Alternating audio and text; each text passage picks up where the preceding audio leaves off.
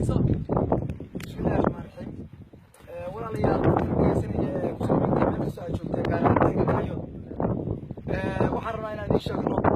dhibaatada ka taagan suuqa geela oo wada magaalada Gaalkacyo dhanka Galmudug dhibaato aad u ballaaran way geela la qalo maalin kasta magaalada la keeno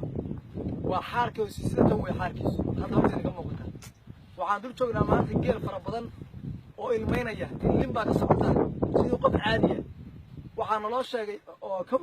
sartooda ka muuqata in ay geelaan uu xiran yahay muddo bil ka badan waxa sharka in la qalo jibiyaha laga saaro ayaa la qalajinayaa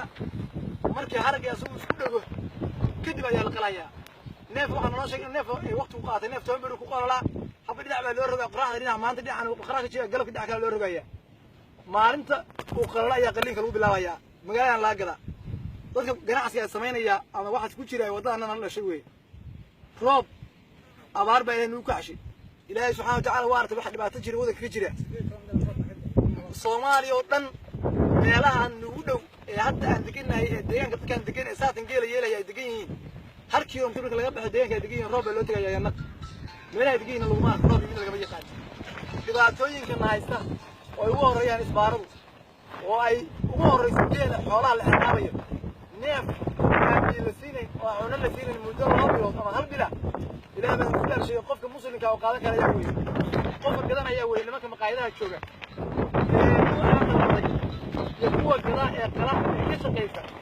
يكون دلالة يكون كامل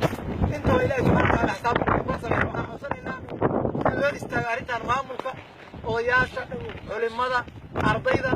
كناسة قف وطاء مسلنا كذا قرية دبعت الوجه بهينك عن ميرانك يعني كده أنا لقفر يعني دعوان كريم وديارك قلين وديارك هنا مسير بيوت وديارك هنا مسير ما رتيش إنديه أجتين وصرت جد ستة واحد مدة عادية مدة لا ميل مدة 6 سنين كده أدوب تاجناي إلى ما كل أرشح قلنا كده هذين هنا واحد لطم قادم كلام عندي قرنا عندي دين لهيبة مصيبة ومضى هيستوي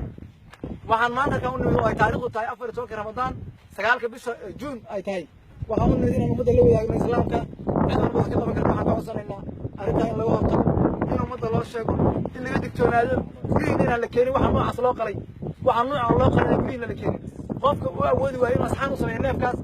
inuu asagoo waqti ku keenana asxaan macnaha way wax ka xilaa ma jiraan fasaha diin islaam ee diinta ma jirto neefka waxa uu talgalay diinta sharci ay leedahay neefka markii la qalayo